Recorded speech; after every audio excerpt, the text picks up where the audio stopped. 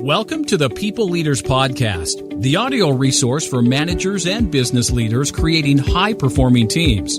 Join leadership and team development experts Jan and Michelle Turkelson each week as they explore both subjects from every angle. Through practical tips, valuable insights, and compelling interviews with leadership experts around the world, you'll learn how to bring out the best in your staff and how to give your best as a leader. Michelle, let's talk about difficult conversations. Jan, I need to have a conversation with you about something. Does that make your heart race? Yes. Yes. However, I want to give being given the heads up. I want to be able to know that this is serious. There is some consideration, and what do I need to start thinking about? I may not want to know on a Friday afternoon that you're going to have a difficult conversation with me. However, I do want to know. So that brings up the segue is, how do you prepare for a difficult conversation? So one of the things as a leader, what types of conversations do you think we need to be having around team performance, around talent management, around career aspirations? And it could be having a difficult conversation with a stakeholder. Like if I'm a project manager, it could be having a difficult conversation collecting cash, around paying invoices. There are lots of difficult conversations as a leader we need to be having. And if we're not having difficult conversations, we're either not challenging ourselves or we're not challenging or allowing our team to grow. So many times employees have said to me, I wish my manager had have given me the information, that feedback when I was leaving in the exit interview, that before I left the organisation, that I came across in a certain way. And it's that whole red flag, managing the red flags. As soon as you notice that somebody within your team isn't performing to your expectation and to your level of expectation, you need to have a conversation with them. It is your duty of care as a manager. Yeah. And part of that is the practice, isn't it, Michelle? Like you set them up, I want to have a conversation with you. And then a lot of people get, I suppose they get stopped by what exactly am I going to say? And so we're going to step you through a process to support you to deliver a well-rounded, difficult conversation. Now, we're not saying it's not going to be difficult. We're just going to say you are going to be at your best. Oh, Jan, and you know what? These conversations become less difficult the more practice you have in doing them. The more practice you have, the more scenarios will pop up that will give you strategies and tips for the next time. And sometimes it's just like saying, this is difficult for me, what I'm about to say.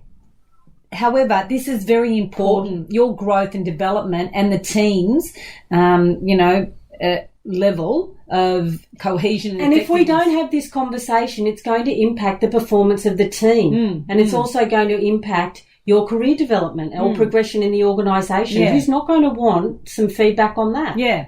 And so just having that opening, I think, is going to be important. So one of the things I wanted to say is the setup. I think it's important to be clear about where you're going to do it. But for some difficult conversations, it is going to be appropriate to be at the office. For some people, like a client or an external, it could be at a coffee shop or just somewhere neutral. So just be mindful that, have you thought about the physical environment that you're going to have the conversation? Try and sit at a round table. Don't sit exactly opposite someone. Try and go side to side. So little things like that. I know they sound quite naff, but they are important because we're, human beings, we pick up on these unconscious biases and belief systems. So just be mindful of our body language. So there are 3 steps or 3 phases for a difficult conversation. And, you want to prepare for the conversation, then it's conducting, how you're going to go through the process, and then the follow through. So let's have a look at the preparation for a difficult conversation. And the first one is assess the facts. What are the facts? What is the physical evidence that you can say to that person that they can agree with? Because the quicker you get them to yes, the more inclined they are to be less defensive and open to hearing and having the conversation. So as soon as you can say, I would like us to be able to work better together because what I'm noticing is we're not as effective as what we could be. For example, the report that is due in on Monday, comes in on Tuesday. There are several spelling mistakes that I've picked up on that you've, had feedback on over the last 3 reports, blah, blah, blah. So real factual based. Absolutely. Yeah. Okay. Which leads to the next one is address the emotions. And this is your emotions and also be mindful of their emotions. So how do I address my emotions? First of all, I practice. I think, what's going to push my buttons? So when I'm going to have these difficult conversations, I'm already thinking, it's going to be challenging and difficult, and that perhaps I'm not going to be seen as someone who is in control because I could stutter and perhaps not be as articulate as I want to. So just be mindful of what buttons or what triggers are coming up in you. And the more that you have a definition around what those emotions are, then you know where to place them. So start to define what those emotions are. And this is a really good indicator of your level of emotional intelligence. Do you know the difference between anger and frustration? Do you know the difference between being anxious and being excited? Yeah. Can you spot in the person that you're having this difficult conversation with, if their arms are folded, is that a defensive mode or are they nervous? It's working out those little things. Yes, that's good, Jen. Yeah, so address the emotions. Yep. And if you can see someone getting upset, just pause. Is there anything that I can do right now to make this conversation easier for you or more effective for you? What can I do right now? I'm starting to notice, or, I'm seeing that you're getting upset and that's not my intention. What do you need right now? Just that. What do you need right now? And sometimes they might say, I need to go. Because if you're going to give someone some feedback or have the difficult conversation, they have to be ready. Yeah. So address the emotions. The next one is acknowledge your part. So where are you responsible? I feel, I see, I notice. And then you're actually owning your part for it. The impact it's having on me is, And as a leader, to your point, Michelle, is the impact then it's having on the team. The next one is identify positive outcomes. So if we were to move through this situation, I could see the team being so much more effective, you enjoying the work that you're actually doing, and me actually giving you that opportunity to work in another environment or in another... Working on your strengths or... development opportunities. Yeah. So try and think forward about what the benefit, because people want to know that there's a benefit in having this type of interaction. Absolutely. Positive, positive, positive. Try and keep it as positive as possible. Yeah. So identify positive outcomes. Yeah. And that might take a little bit of planning. The next one is develop a strategy and not a script. You don't want to be a bit of a robot. However, what I coach people on is being really clear about what would your opening sentence be and what are some of the things that you really want to bring up. And then if you practice that, then you won't need a script. You will just be authentic, because people know when you're not being authentic. So that's really about the preparation of the conversation. Then the next phase is conducting the conversation. So first one, you got to acknowledge that person. And again, one of the podcasts we talked about was the SCARF model, Michelle, and this status element. So you want to acknowledge what they are good at, what they are delivering, what is working. And thank them for being prepared to have this conversation with you.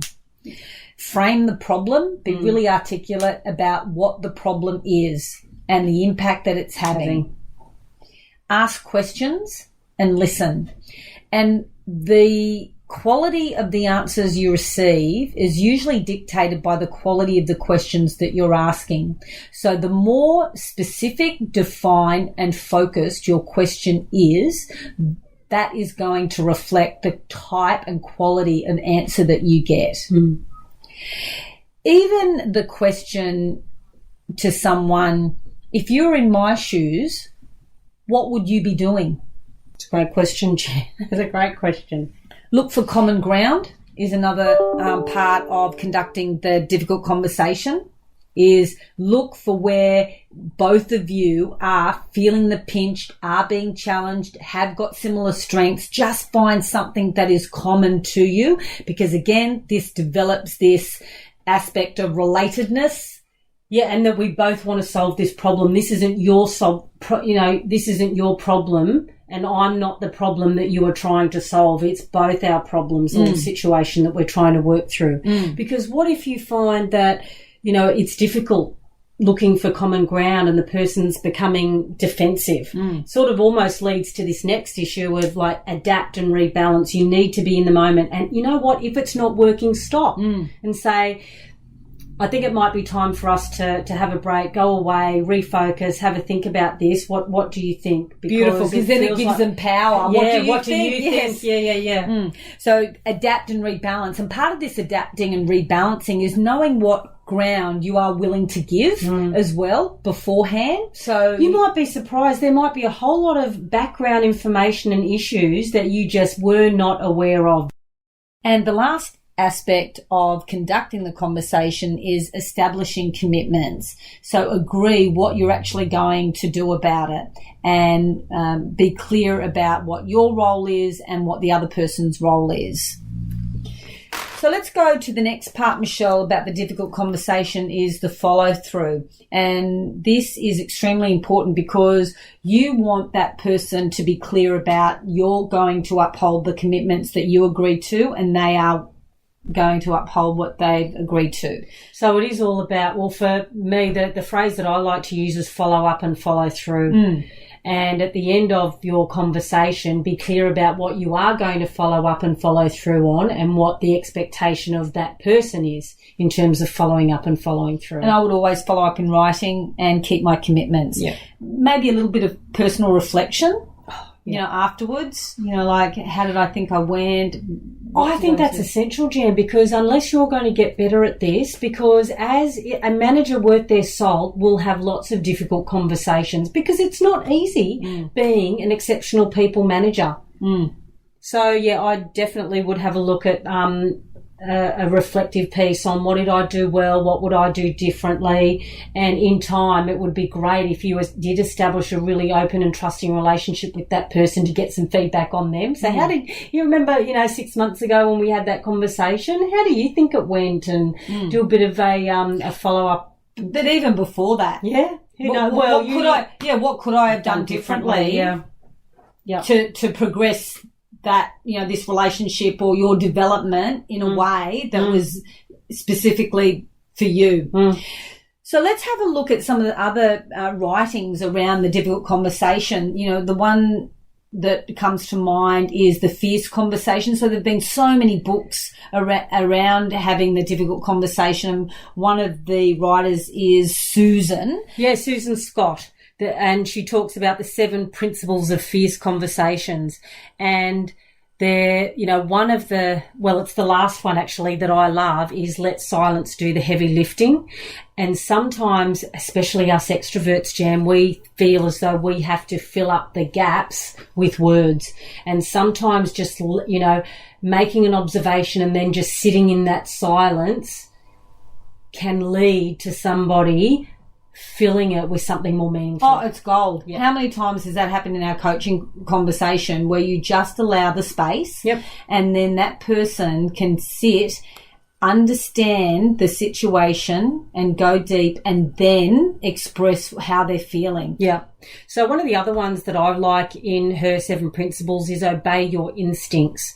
And it's like during the conversation, it's about, really listening for more than the words that are coming out. How is that person responding? Are they starting to sort of, tear up, or is their body expansive, and are they eager, or are they retracting and defensive? But even the words they say, words are really antecedents of thoughts. And if someone uses a lot of victim mentality type of language, it shows that they're perhaps not feeling confident. There's a little bit of lack of self-worth. So there are aspects to that.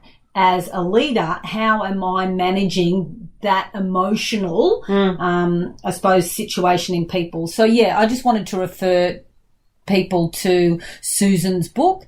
And also what we just talked about is based on the Harvard Business Review Press, the 20-minute manager, how to have difficult conversations. So there's been a lot of research. And from our perspective, Michelle, if we were to wrap it up in 3 simple steps, because, 3 is my favorite number and simple is pretty good. It doesn't have to be complex. I'm not saying it's not easy. It's challenging, but it doesn't have to be complex. Yeah.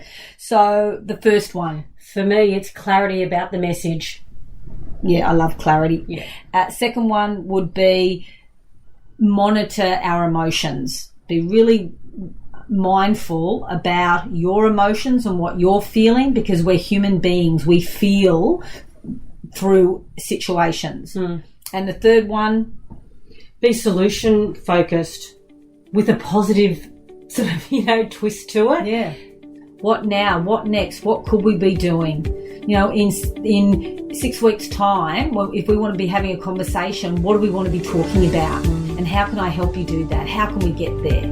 So it's absolutely being solution focused with a positive twist. Good. Thanks. Till next time, Jan. See ya. Bye.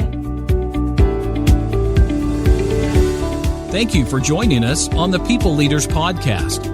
For show notes and other resources, please visit us at peopleleaderspodcast.com. If you have a leadership or management question or subject you'd like covered on the podcast, please contact us at podcast@peopleleaders.com.au. The People Leaders Podcast is brought to you by the Experts On Air Podcast Network.